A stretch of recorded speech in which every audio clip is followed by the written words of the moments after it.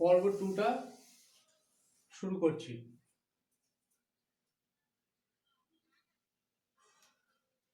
পর্ব 2তে আমরা ফার্স্ট আলোচনা করব কোনো একটা সরলরেখা এইভাবে আছে, এটা P এবং Q। এই সরলরেখাকে কোনো একটা বিন্দু সাপোজ R m:n অনুপাতে অন্তর্বিভক্ত করলো। তাহলে আর বিন্দুর স্থানাঙ্ক যদি আমরা x, y ধরি, তাহলে এটা কিভাবে পাবো? তাহলে P বিন্দুর স্থানাঙ্ক যদি x1 y1 হয় এবং Q বিন্দুর স্থানাঙ্ক x2 y2 হয়, তাহলে R বিন্দুর স্থানাঙ্ক মানে এই রেখাটাকে m এবং n কি অনুপাতে এই রেখাটাকে m:n অনুপাতে যদি অন্তর্বিভক্ত করে, তাহলে R বিন্দুর স্থানাঙ্ক কি হবে এটা আমাকে বার করতে হবে। তাহলে আমি নাম দিই হেডিং এখানে অন্তর্বিভক্ত। দুটো বিন্দু দ্বারা গঠিত সরলরেখা, তাদের মধ্যবর্তী কোনো একটা মধ্যবর্তী নেই, আর একটা বিন্দু যদি m:n অনুপাতে অন্তর্বিভক্ত করে, তাহলে আর বিন্দুর স্থানাঙ্ক কি হবে? তাহলে অন্তর্বিভক্ত ক্ষেত্রে আর বিন্দুর স্থানাঙ্ক আমরা x, y যদি ধরি, তাহলে এটা হবে মানে x এর মান হবে, আচ্ছা এই m এর সঙ্গে m এর নিকটবর্তী স্থানাঙ্ক হচ্ছে x1 y1 এবং দূরবর্তী স্থানাঙ্ক হচ্ছে x2 y2। তো ফর্মুলাটা কিভাবে পাবো আমরা?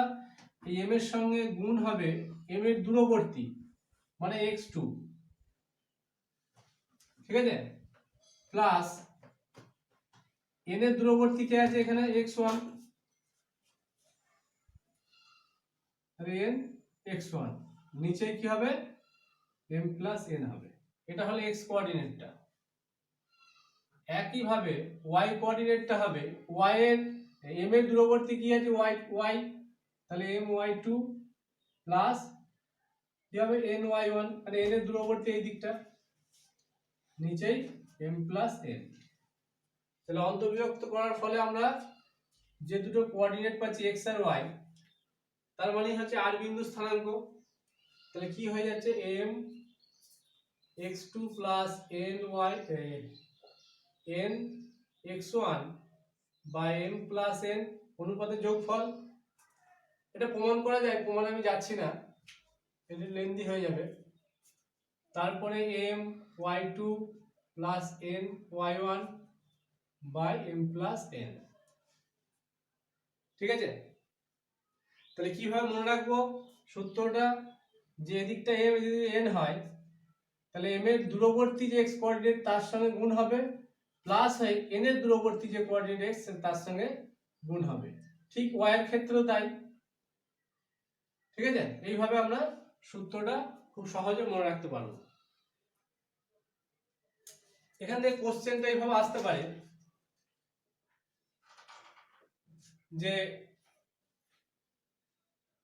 2, 3 এবং 4, 5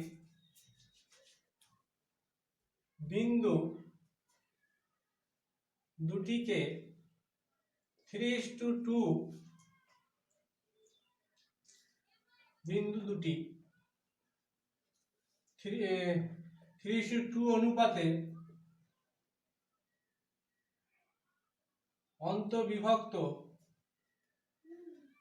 হলে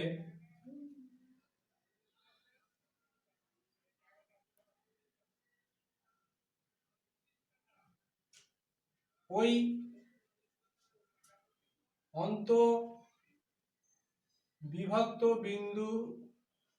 অন্তর্বিভক্ত বিন্দুকারী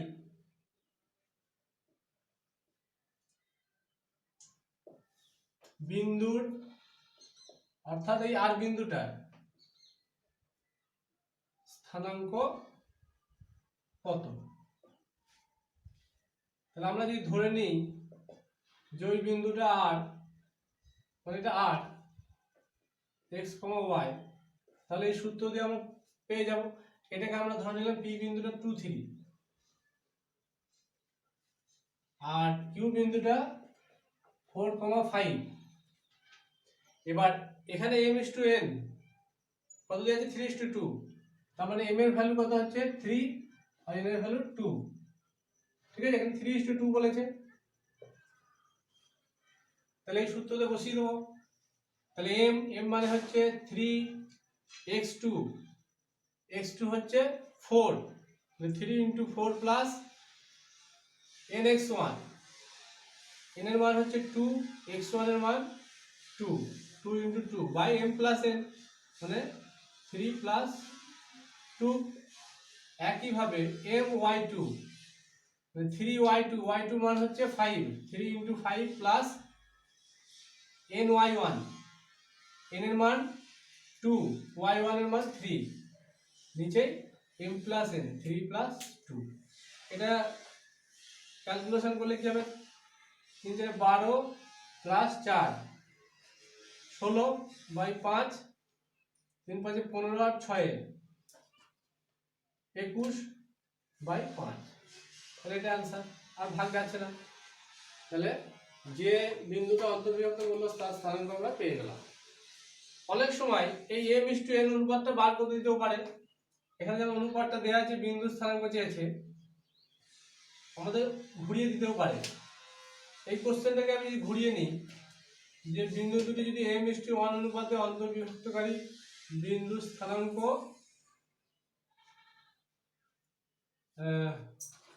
অনুপাতে অন্তর্বিভক্ত হয়,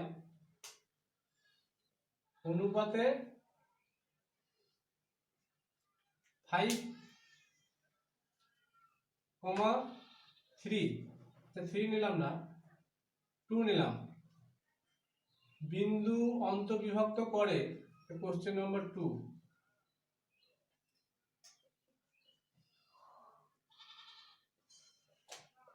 তবে m/n সমান কত? কোশ্চেনটা এভাবে থাকতে পারে। তাহলে এখানে এই পয়েন্টটা বলেছে, এইটা যেহেতু এই বিন্দুটা একে অন্তর্বিভক্ত করছে, আমাকে m ও n এর মান বার করতে হবে। তাহলে x সমান কি লিখতে পারি, এইটা, কারণ x সমান x কোঅর্ডিনেট বলতে এইটা, তাহলে mx2 plus nx1 by m plus n। তাহলে x এর মান এখানে আছে 5, তাহলে 5 = m, x2 এর মান কত,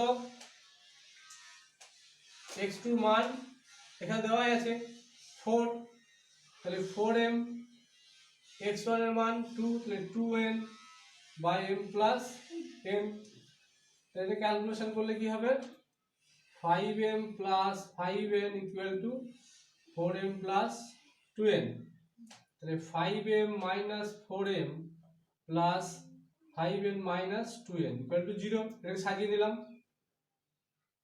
কোনাকুনি গুণ করার পর কিছু নেই মানে 1 আছে। তাহলে 5m থেকে 4m বাদ যাচ্ছে, তাহলে m, আর 5n থেকে 2n বাদ দিলে 3n = 0। এটা 1 নম্বর সমীকরণ দিলাম। একইভাবে y = এটা বসাবো, my2 plus ny1 by m plus n। তাহলে y এর মান বলতে এখানে 2টা, যেহেতু এই অনুপাতে বিভক্ত করছে আর বিন্দু স্থানাঙ্ক, তাহলে y2 এর মান 5, তাহলে 5m প্লাস y1 হচ্ছে 3, তাহলে 3n by m plus n। তাহলে কিছু নেই মানে 1, কোনাকুনি গুণ করে দিলে 5m plus 3n = 2m plus 2n, 5m minus 2m plus 3n minus 2n = 0। এগুলো সব বাদ দিতে হবে। তাহলে 3m প্লাস n = 0। এটা 2 নম্বর। এবার এই 1 নম্বর এবং 2 নম্বর সরলরেখাকে আমরা অপনয়ন পদ্ধতিতে সমাধান করতে শিখেছি। তাহলে এই দুটোকে সমাধান করলে m এর মান পেয়ে যাব এবং n এর মানও পেয়ে যাব। তাহলে m/n টা বেরিয়ে যাবে। তাহলে এই সমীকরণটা থেকে 1 দিয়ে করছি এবং এটাকে 3 দিয়ে গুণ করছি, তাহলে কি পাবো, দিয়ে অপনয়ন করে দেবো। তাহলে 3m প্লাস 9n = 0। 3 দিয়ে গুণ করা মানে সব কটাকে গুণ করা, একদম 1 দিয়ে গুণ করলে যা আছে তাই থাকবে। তাহলে 3m প্লাস n = 0, ক্যান্সেল। তাহলে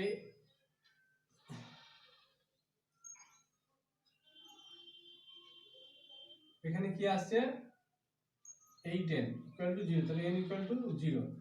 কিন্তু এখানে 0 কখনোই হবে না, কারণ কিছু একটা অনুপাতে ভাগ করছে, কারণ m এখানে নট ইকুয়াল টু n টাও হবে এবং m n কখনোই 0 হবে না। এখানে 0 চলে আসছে, আমার কোশ্চেনটা নিজের মতো করে দেওয়া ছিল বলে এখানে কিছু একটা মান আসবে, হয়তো এখানে 2 এসেছে হয়তো, তাহলে এটা 2 হয়ে যাবে, তাহলে এটা 2, তাহলে n সমান 12 ধরি, 16 ধরে নিচ্ছি, কোনো একটা ভ্যালু হতে হবে, এটা 16 হয়তো, তাহলে এটা 16 যদি হয় তাহলে 16/8, তাহলে n এর মান কত হচ্ছে 2। একইভাবে n এর মানটা আমরা যদি এখানে বসাই তাহলে m এর মানটাও পেয়ে যাব, তাহলে m সমান -3n, নেগেটিভ চলে আসছে, নেগেটিভ হলেও হবে না, যাই হোক m এর একটা মান আমরা এখান থেকে পেয়ে যাব, হয়তো সেটা হয়তো 5 হলো। তাহলে আমাকে m/n চেয়েছে, তাহলে m/n কি আসবে 2:5।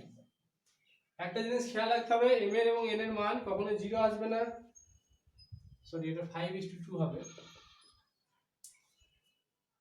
ঠিক আছে,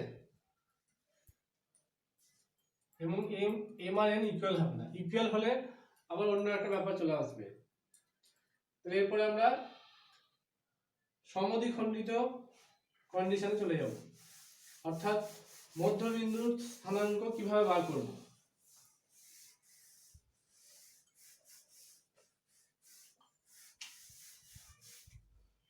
হয়তো একটা সরলরেখা P এবং Q, তাহলে এদের মধ্যবিন্দু স্থানাঙ্ক নির্ণয় করব, তাহলে মধ্যবিন্দু নিলাম R, তাহলে যদি PQ এর মধ্যবিন্দু R হয়, মধ্যবিন্দুর স্থানাঙ্ক, তাহলে এই ডিসটেন্স সেম হবে, তাহলে দুজনের অনুপাতটা কি হবে PR/QR, এটা 1:1 হয়ে যাবে, অর্থাৎ m/n এর মান কত 1:1 হয়ে যাবে, সমান হয়ে যাবে। সেটা আমরা যদি ধরে নিই m/n, অর্থাৎ এটাকে যদি সাজিয়ে নিই তাহলে m/n সমান কত 1/1, m = n, এই মানটা যদি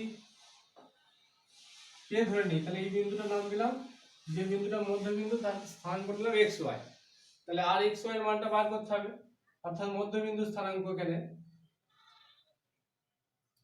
এটা m এটা n, তাহলে দুটো ইকুয়াল হয়ে যাচ্ছে, সেটা আমরা k ধরে নিলাম এবং এই k টা কখনোই 0 হবে না। তাহলে আর xy বিন্দুটা অর্থাৎ মধ্যবিন্দু স্থানাঙ্ক যদি আমরা আর xy ধরে নিই তাহলে xy এই ফর্মুলাতে বসিয়ে দেবো, যে xy স্থানাঙ্ক বার করার জন্য এই সূত্রটা দিয়ে বসাবো, তাহলে m এর মান কত k x2, n এর মানও k ধরা হয়েছে x1 by m plus n, তাহলে কি আসবে, সাপোজ 2m করলাম, n এর জায়গাতে m নিলাম, তাহলে 2m হলো, আর এদিকে কি হয়ে যাবে y2, তাহলে m এর মান কত k y2, n এর মানও k, এটা y1, m প্লাস n, তাহলে দুটি k ধরা হয়েছে, তাহলে এখানে k প্লাস k, এখানেও k প্লাস k,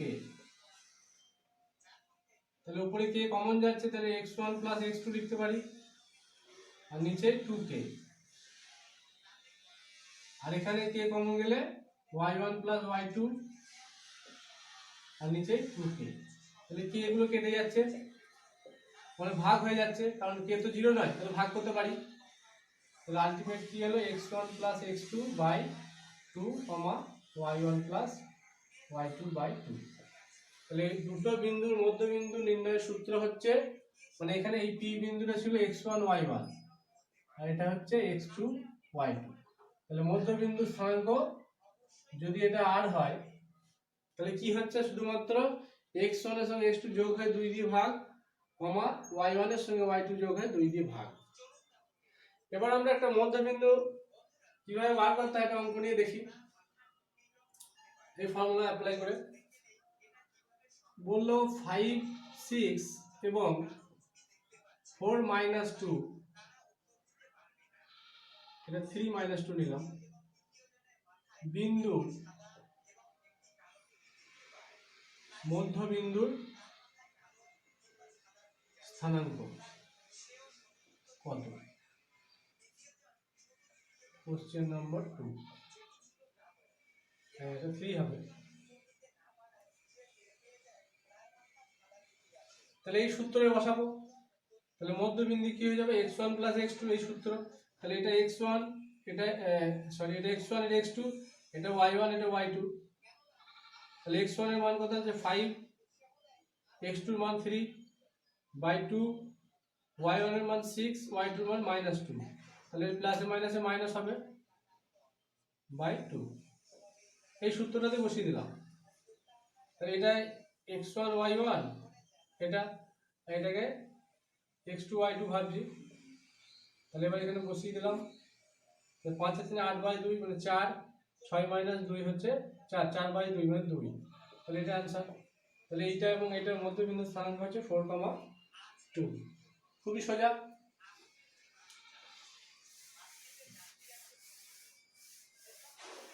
এরপর চলে আসবো বহিঃবিভক্ত। বহিঃবিভক্তর ক্ষেত্রে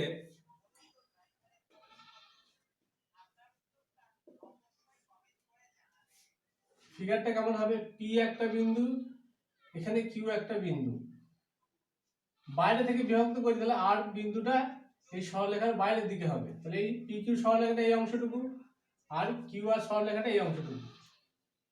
তাহলে আর বিন্দু যেহেতু বহিঃবিভক্ত করছে আর বিন্দু, তাহলে আর বিন্দু আমাকে স্থানাঙ্ক লাগবে। তাহলে P8টা যদি M হয় এবং QR যদি N হয়, তার মানে M:N অনুপাতে বহিঃবিভক্ত করছে। তাহলে আমাকে এই ডিসটেন্সটা M নিতে হবে আর এইটুকু N নিতে হবে। তাহলে আর বিন্দু স্থানাঙ্ক বহিঃবিভক্ত হলে আগের ফর্মুলাটাই হবে, শুধুমাত্র প্লাস গুলোর জায়গায় মাইনাস হয়ে যাবে। তাহলে mx2 nx1। আর এখানে একটা জিনিস পরিষ্কার দেখতে পাচ্ছি যে m এর ডিসটেন্সটা বড়, তাহলে m টা সবসময় n এর থেকে বড়, m greater than n।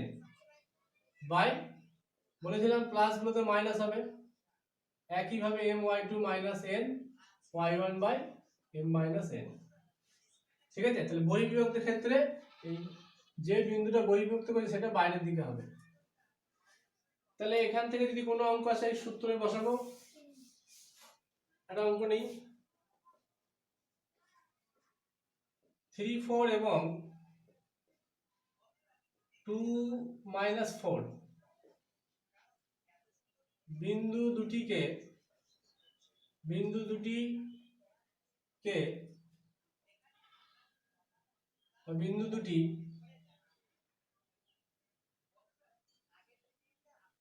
Two is to 3 অনুপাতে বহিঃবিভক্ত হলে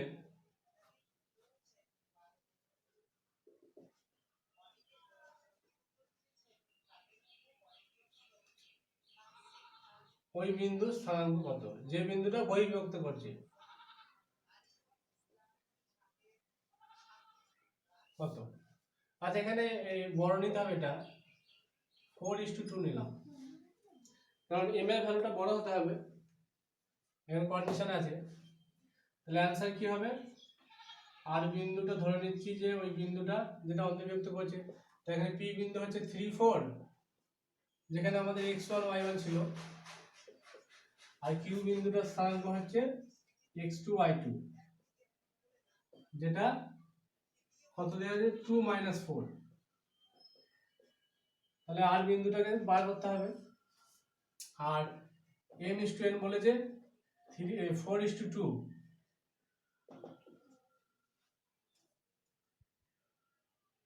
এটাকে 4:2 দেওয়া মানে কি 2:1 একই জিনিস, তাহলে 2:1 করে নিলাম। তাহলে আর বিন্দু বহিঃবিভক্ত করলে আর বিন্দু স্থানাঙ্ক এইভাবে লিখবো যে আর বিন্দু ধরে আর বিন্দু একে বহিঃবিভক্ত করছে, অথবা আর বিন্দু স্থানাঙ্ক rxy = এই ফর্মুলাতে বসাবো। তাহলে mx2, m এর মান কত? 2, প্রথমে m টা আছে, তাহলে m এর মান 2, n এর মান 1।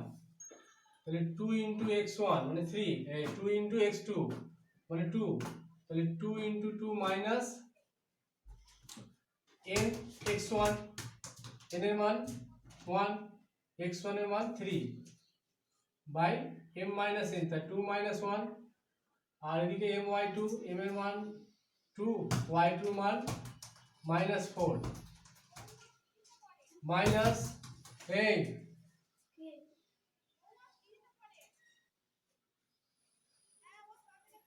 ny1, n এর মান 1 ইন্টু y1 মানে 4, তাহলে 1 ইন্টু 4 বাই 2 মাইনাস 1, যেহেতু m মাইনাস n আছে নিচে, তাহলে 4 মাইনাস 3, 2 2 4, মাইনাস 3 বাই 1, আর এখানে মাইনাস 8 মাইনাস 4 বাই 1, তাহলে কি আসছে মাইনাস 3 বাই 1 মানে মাইনাস 3, সরি 4 মাইনাস 3 মানে 1, 1 বাই 1 মানে 1, তো মাইনাস 12 বাই 1, তাহলে মাইনাস 12, তাহলে ওই বিন্দুটার স্থানাঙ্ক হচ্ছে 1 মাইনাস 12।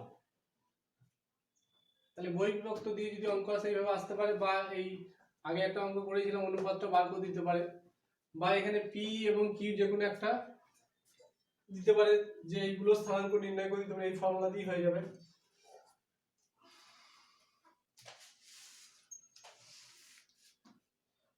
এরপর চলে আসবো ত্রিভুজের ভর কেন্দ্র স্থানাঙ্ক কিভাবে নির্ণয় করতে হয়। একটি ত্রিভুজের ভর কেন্দ্র স্থানাঙ্ক,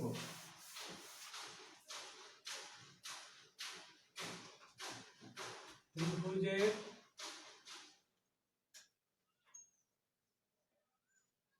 ভর কেন্দ্রের স্থানাঙ্ক।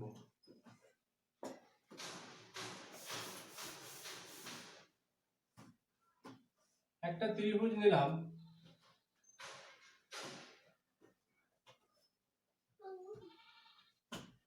এ বি, ত্রিভুজের তিনটে বিন্দু থাকবে, শীর্ষবিন্দু তিনটে, সেজন্য এবিসি নেওয়া হলো। তাহলে এটা স্থানাঙ্ক ধরে নিলাম x1 y1, বি বিন্দু ধরে নিলাম x2 y2, এবং সি বিন্দু ধরে নিলাম x3 y3। ভর কেন্দ্র কাকে বলে? এই কোনো একটা মধ্যমা কি করবে ভর কেন্দ্র বলতে, যদি একটা মধ্যমা আমি এটা নাম দিলাম এপি, ভর কেন্দ্র যদি জি হয়, এর স্থানাঙ্ক ধরে নিলাম xy, কি অনুপাতে বিভক্ত করে? অন্তর্বিভক্ত করবে, এখানে 2:1 অনুপাতে। এটা আমরা ক্লাস 9 উপপাদ্যে পড়েছিলাম, যে ভর কেন্দ্র সবসময় এই মধ্যমা ভর কেন্দ্রকে, এই ভর কেন্দ্র মধ্যমাকে 2:1 অনুপাতে অন্তর্বিভক্ত করে। তাহলে এজি ইজ টু জিপি, এই অনুপাতটা কত? 2:1। তার মানে এটা যদি m ধরি, তাহলে এটা m, তাহলে এজি ইজ টু জিপি এর অনুপাতটা কত? 2:1। বেশ, আর কি পিটা মধ্যবিন্দু, কারণ মধ্যমা যদি হয় তাহলে পিটা কার মধ্যবিন্দু? বিসি বাহুর মধ্যবিন্দু হবে, যেহেতু এই পিটা মধ্যমা, তাহলে ফার্স্টে আমরা এই পি বিন্দু স্থানাঙ্কটা বার করব, এটার প্রয়োজন আছে। তাহলে লিখব যেহেতু এপি মধ্যমা,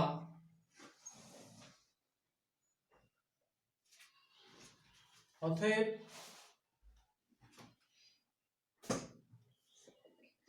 পি বিসি বাহুর মধ্যবিন্দু, ঠিক আছে?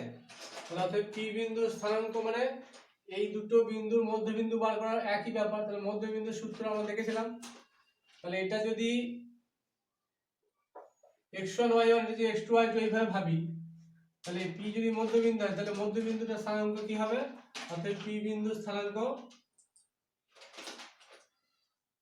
x2 plus x3 by 2 y2 plus y3 by 2, কারণ এখানে x1 y1 নেই, x1 y1 এর জায়গায় x2 y2 আছে, x3 y3 এর জায়গায় এই x2 y2 এর জায়গায় x3 y3 আছে, কিন্তু ফর্মুলা সে একই ভাবে হবে। তাহলে p বিন্দুর স্থানাঙ্ক পেয়ে গেলাম এইটা। বেশ, এবার কি এই a বিন্দু আর p বিন্দুকে জি বিন্দু কি অনুপাতে বিভক্ত করছে 2:1 অনুপাতে, ঠিক আছে। যেহেতু জিটা ভর কেন্দ্র, জি হলো ভর কেন্দ্র, এবার ভর কেন্দ্র আমরা বলছি এই অনুপাতে অন্তর্ভুক্ত হচ্ছে, তাহলে জি বিন্দু স্থানাঙ্ক কি হবে, ইহার জি এক্স ওয়াই ধরবো আমরা, একবারে লিখছি, তাহলে জি এক্স ওয়াই হচ্ছে ভর কেন্দ্র, তাহলে জি এক্স ওয়াই বিন্দু স্থানাঙ্ক আমরা অন্তর্বিভক্ত সূত্র দিয়ে কাজে লাগাবো, তাহলে অন্তর্বিভক্ত সূত্র এম এক্স টু ছিল, বেশ। তাহলে এম এর দূরবর্তী বিন্দু এটা, আচ্ছা পি বিন্দুর তার স্থানাঙ্কটা আমি এখানে লিখে নিই, এই বিন্দুটার স্থানাঙ্ক কি হয়েছে x2 plus x3 by 2 y2 plus y3 by 2, তাহলে m এর সঙ্গে এটা আসবে ওই একই ভাবে ওই ফর্মুলা অনুযায়ী, তাহলে m এর মান এখানে 2, মানে আলটিমেট সূত্রটা দাঁড়াবে m x2 plus x3 by 2 plus n x1 এইটা by m plus n comma m এটার সঙ্গে হবে, যেহেতু m এর দূরবর্তী এই দিকটা আর n এর দূরবর্তী এই দিকটা আমি শিখিয়েছিলাম, তাহলে m এই দিকটা হচ্ছে y এর কোঅর্ডিনেট, তাহলে y2 plus y3 by 2 plus n y1 n এর দূরবর্তী এই দিকটা বাই m প্লাস n,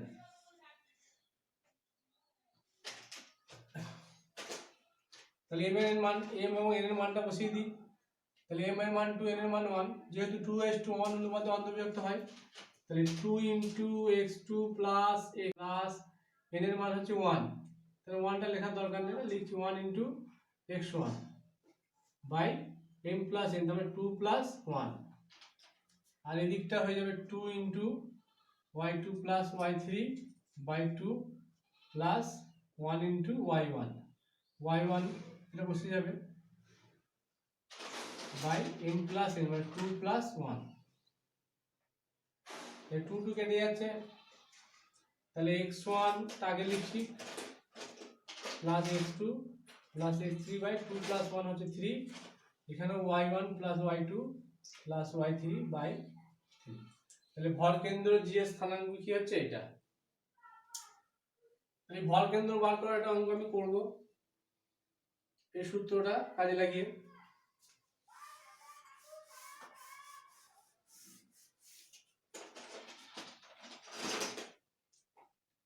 এদিকটা মুছে দিই,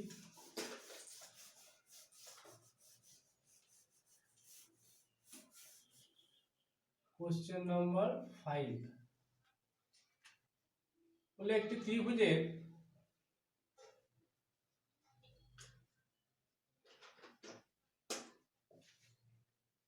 তিনটি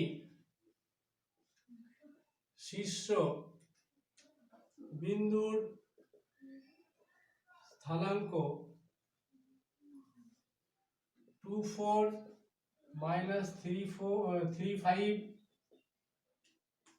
এবং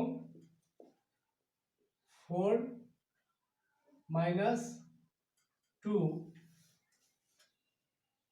হলে ওই ত্রিভুজের ভর কেন্দ্রের স্থানাঙ্ক কত, বা ভর কেন্দ্রের স্থানাঙ্ক নির্ণয় করো।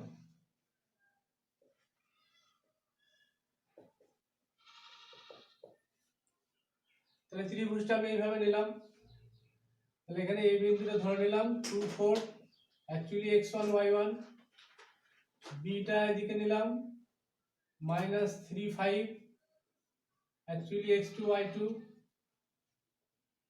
আর সি বিন্দুটা এখানে নিচ্ছি 4 মাইনাস 2, অ্যাকচুয়ালি x3 y3, তাহলে জি ভর কেন্দ্র এটা, তাহলে এর স্থানাঙ্ক হবে এই ফর্মুলা লিখে দেবো ডাইরেক্ট, অতএব জি ভর কেন্দ্রের স্থানাঙ্ক,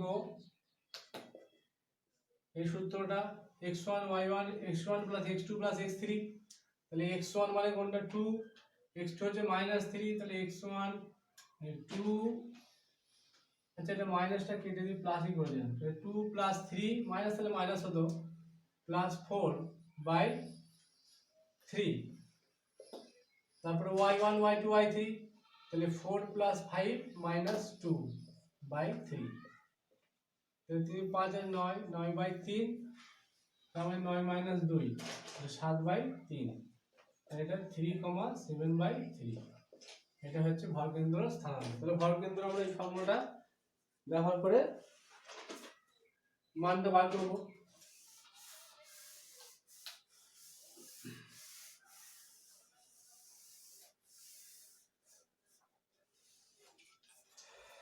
এরপর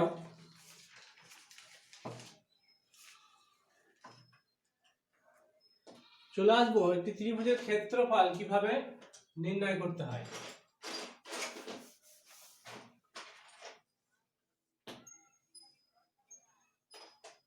এ বি সি ত্রিভুজ এ বি সি এর ক্ষেত্রফল ইকুয়াল,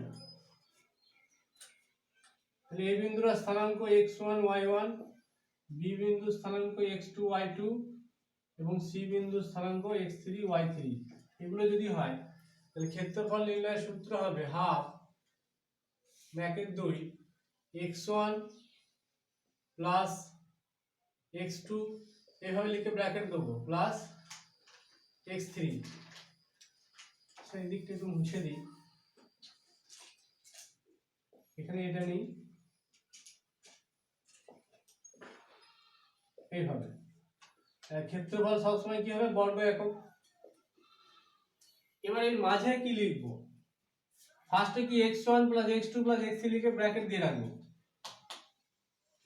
তার জন্য এই মাঝে কি লিখতে হবে তার জন্য আমি একটা পদ্ধতি শেখাচ্ছি। ফার্স্ট আমি এখানে ভাবলাম 1, এখানে ভাবলাম 2 আছে, এখানে ভাবলাম 3 আছে, মানে এটা ক্লকওয়াইজ, ঠিক আছে।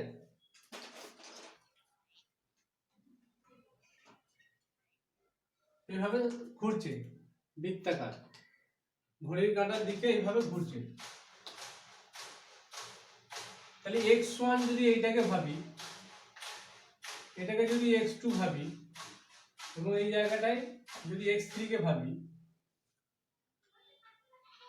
ঠিক আছে, তাহলে x1 টা হয়ে গেছে, তাহলে x1 এর পরে যে টার্ম সেটা x2 x3 লিখবো না, তাহলে এখানে আরেকটা কি আছে y1 আছে, এখানে y2 আছে, এখানে y3 এইভাবে আছে। যেহেতু x1 টা লেখা হয়ে গেছে তার মানে তারপরে কি দেখবো y2 এর পরে কি আছে y3, তাহলে এইটা মাইনাস এইটা লিখবো, ঠিক আছে। এরপর চলে আসবে x2, তাহলে x2 এখানে হয়ে গেছে, তাহলে এই অংশটাকে বাদ দিয়ে দেবো।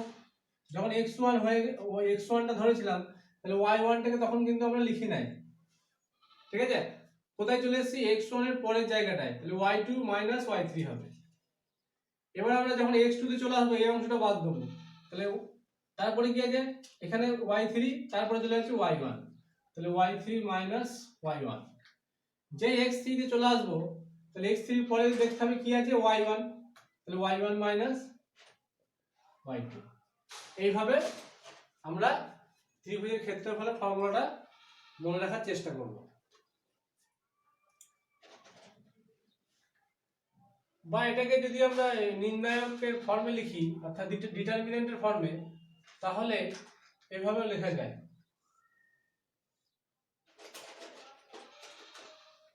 এটা ক্লাস 9 এর ক্ষেত্রে প্রযোজ্য নয়, এটাকে 11 এর ক্ষেত্রে আবার তাদের ক্ষেত্রে একটু প্রয়োজন। ক্লাস 11 এর ক্ষেত্রে কি লিখবো x1 y1, তারপরে x2 y2, তারপরে x3 y3, আর বাকি তিনটেতে 1 1 বসিয়ে দেবো। তাহলে এটা একটা 3/3 অর্ডারের নির্ণায়ক বা ডিটারমিনেন্ট। তাহলে এই ধরনের ডিটারমিনেন্ট হবে। এবার এই ভ্যালুগুলো যখন দিয়ে দেবে আমরা এখানে বসালে বা এখানে বসালে আমরা ত্রিভুজের ক্ষেত্রফলটা পেয়ে যাব। তাহলে ক্লাস 9 এর জন্য এটা মুখস্থ করতে হবে, আমি শিখিয়ে দিলাম। আর 11 এর ক্ষেত্রে এটাও কেউ মুখস্থ করতে পারে, এটা ব্যবহার করতে পারে বা এটাও ব্যবহার করতে পারে। ঠিক আছে, বেশ। এই ত্রিভুজের ক্ষেত্রফল নির্ণয়ের আমি একটা অঙ্ক করে দেখাবো।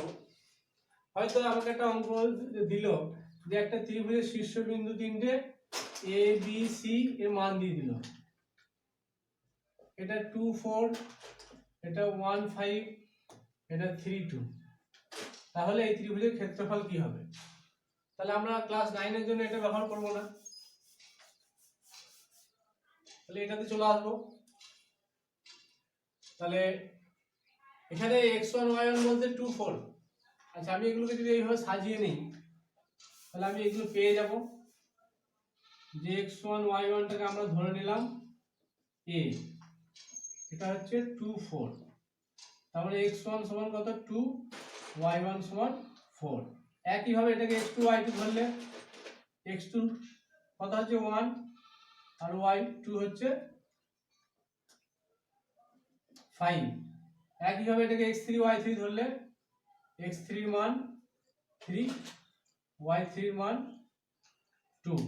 এবার এই ফর্মুলাতে বসাবো, তাহলে হাফ x1 এর মান 2, আচ্ছা y2 মাইনাস y3 আছে, y2 মাইনাস y3 মানে 5 মাইনাস 2 প্লাস x2, এখানে x2 আছে, x2 মান কত 1, তাহলে 1 into y3 minus y1, y3 minus y1 2 minus 4 plus এরপর যে x3 মান কত 3, 3 ইনটু y1 মাইনাস y2, তাহলে y1 হচ্ছে 4 মাইনাস 5। এত বর্গ একক আমি শেষে লিখে দেবো, এটা বর্গ একক এইভাবে চলে আসছে। তাহলে হাফ 5 মাইনাস 2 হচ্ছে কত 2 বাই 3, 3 ইনটু 2 6। এখানে কত আসবে 4 মাইনাস 2 তাহলে মাইনাস 2, এখানে 5 মাইনাস 4 তাহলে 3 ইনটু মাইনাস 1, তাহলে এটা আসছে মাইনাস 3। তাহলে হাফ ইনটু 6 মাইনাস 5, তাহলে হাফ 6 মাইনাস 1 মানে হচ্ছে 6 মাইনাস 5 হচ্ছে কত 1 ইনটু 1, তাহলে হাফ ইনটু 1 মানে হচ্ছে হাফ, হাফ বর্গ একক। এখানে একটা জিনিস খেয়াল রাখতে হবে, যদি কোনো সময় নেগেটিভ আসে অর্থাৎ ঋণাত্মক আসে তাহলে ঋণাত্মক তো ক্ষেত্রফল হতে পারে না, ঠিক আছে? সেই ক্ষেত্রে কি হবে, ধনাত্মক ধরে নিতে হবে। যদি এটা মাইনাস হাফ আসতো আমাকে প্লাস হাফ করতে হতো। অ্যান্সারে যদি মাইনাসও আসে সেটাকে প্লাস করেই অঙ্কটা অ্যান্সারটা প্লাস করেই লিখতে হবে। যদি কেউ ঋণাত্মক লেখে তাহলে তার অঙ্কটা কেটে দেওয়া হবে, ভুল হয়ে যাবে। তাহলে এটা খেয়াল রাখতে হবে যে ক্ষেত্রফল কখনোই ঋণাত্মক নেগেটিভ হতে পারে না। সেই জন্য ঋণাত্মক এখানে মাইনাস চিহ্ন এলো, ওটাকে ধনাত্মকে নিয়ে যেতে হবে, ধনাত্মক করে নিতে হবে। আচ্ছা, এবার একটা প্রশ্নে আসি, ঋণাত্মক তো হতে পারে না, তাহলে জিরো কি হতে পারে? জিরো হতে পারে, ক্ষেত্রফল জিরো হতে পারে, শূন্য হতে পারে। যখন ক্ষেত্রফল শূন্য হয়ে যাবে তখন এই বিন্দুটার অবস্থান তিন জায়গায় হবে না, তিনটে আলাদা জায়গায় হবে না, তখন এই বিন্দুটা কি একবার একটা লাইনের উপর চলে আসবে, এখানে চলে আসবে। যখন তিনটে বিন্দু একই লাইনের উপর চলে আসে তখন আমরা কি বলি, যে বিন্দু তিনটে সমরেখ, একটা রেখায় চলে আসছে, ঠিক আছে? তাহলে একটা রেখায় কখন আসবে, যখন এই ত্রিভুজের ক্ষেত্রফল শূন্য হয়ে যাবে, অর্থাৎ তিনটে বিন্দু সমরেখ হওয়ার শর্তই হলো এই ত্রিভুজের ক্ষেত্রফল জিরো হবে। তাহলে এটাতে চলে আসি, এটা শর্ত আছে যে ত্রিভুজের ক্ষেত্রফল জিরো হলে বিন্দু তিনটি সমরেখ, অর্থাৎ এখানে একটা কন্ডিশন লেখাই যায় যে তিনটি বিন্দু সমরেখ হওয়ার শর্ত হলো যে ওই তিনটি বিন্দু অর্থাৎ নাম যদি এবিসি, তো হলো ত্রিভুজ এ বি সি এর দ্বারা উৎপন্ন যে ত্রিভুজটা হবে তার ক্ষেত্রফল শূন্য হবে, অর্থাৎ এই ত্রিভুজের ক্ষেত্রফল শূন্য। আর ত্রিভুজের ক্ষেত্রফলের সূত্র আমরা লিখেছিলাম যে half x1 y2 minus y3 plus x2 y3 minus y1 plus x3, 3 পর কি আসবে 1, তারপরে 2, পরপর সংখ্যাগুলো আছে 1 2 3 2 3 1 3 2 3 1 2 পরপর ঘড়ির কাঁটার দিকে, তাহলে এটা 0 হবে। এবার এটা যদি 2 দিয়ে গুণ করি তাহলে কি আসবে, এই 2টা কেটে যাবে,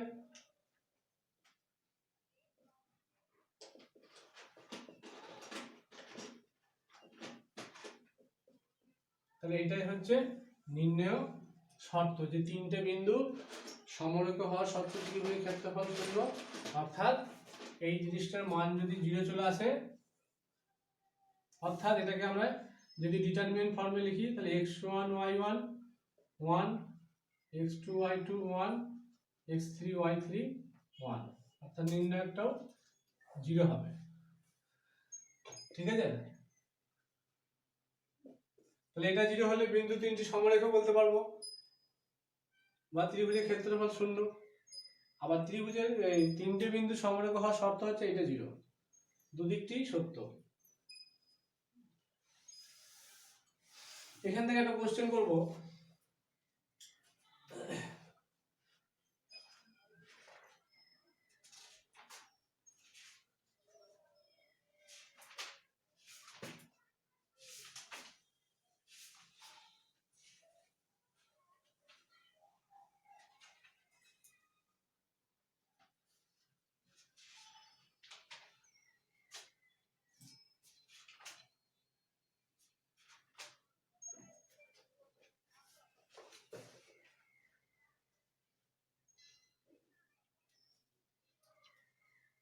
কোশ্চেন নাম্বার 6,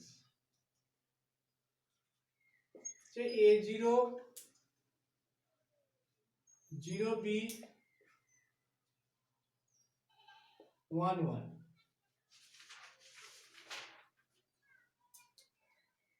বিন্দু তিনটি সমরেখ হলে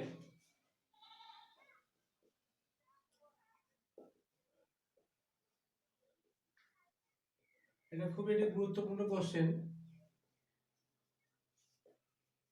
প্রমাণ করো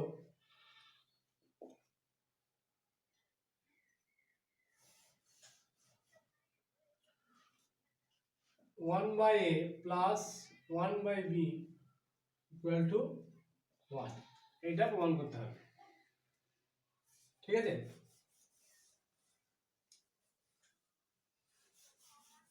তাহলে আমরা যদি ধরে নিই যে x1 y1 equal to a0, x2 y2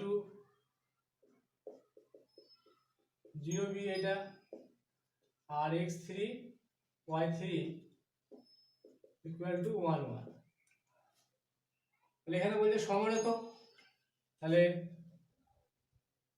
বিন্দু তিনটি সমরেখ হলে এটা কি হবে 0 হবে বলেছিলাম। এবার মানগুলো আমি এখানে বসিয়ে নিই, তাহলে x1 এর মান হচ্ছে a, y2 মানে হচ্ছে b, b মাইনাস y3 হচ্ছে 1, b মাইনাস 1 প্লাস x2 কত 0, তাহলে 0 ইন্টু y3 মাইনাস y2, তাহলে 1 মাইনাস b, তাহলে এটা 0ই হবে আলটিমেট, 0 এর সঙ্গে গুণ হচ্ছে যেহেতু, তাহলে এই জিনিসটা 0 চলে আসবে। x3 এর মান কত 1, y1 মাইনাস y2, তাহলে y1 হচ্ছে 0 মাইনাস b ইকুয়াল টু 0, তাহলে বিন্দু তিনটি সমরেখ হলে এটা সমান 0 হবে। এবার এটা কি হবে ab মাইনাস a, এটা 0 হয়ে যাচ্ছে, এটা মাইনাস b সমান 0, তাহলে ab সমান কি লিখতে পারি a প্লাস b, অর্থাৎ a plus b equal to ab। এবার উভয় দিককে আমরা এবি দিয়ে ভাগ করে দিচ্ছি, উভয় পক্ষকে এবি দ্বারা ভাগ করে পাই। তাহলে এ প্লাস বি বাই এবি আর ডান দিকে এবি বাই এবি, ঠিক আছে। তাহলে এ বাই এবি লিখতে পারি বিচ্ছেদ নিয়ম অনুযায়ী, এবং বি বাই এবিও লিখতে পারি। আর এবি এবি ভাগ করলে কি হয়ে যাবে, অর্থাৎ কেটে দিলে এটা কি আসছে 1। তাহলে এবারে এ কাটছে, তাহলে 1 বাই বি, উপর নিচে কাটলে উপর 1 হবে। আর এখানে বি বি কাটছে, তাহলে 1 বাই এ সমান 1, অর্থাৎ এটাকে সাজিয়ে লিখলে A 1 by A plus 1 by B equal to 1। এটাই প্রমাণ করতে দিয়েছিল, তাহলে প্রমাণ হয়ে গেল। সমরেখ বললে আমরা এই জিনিসটা 0 লিখে দেবো, অর্থাৎ ত্রিভুজের ক্ষেত্রফলটা 0 হয়ে যাবে।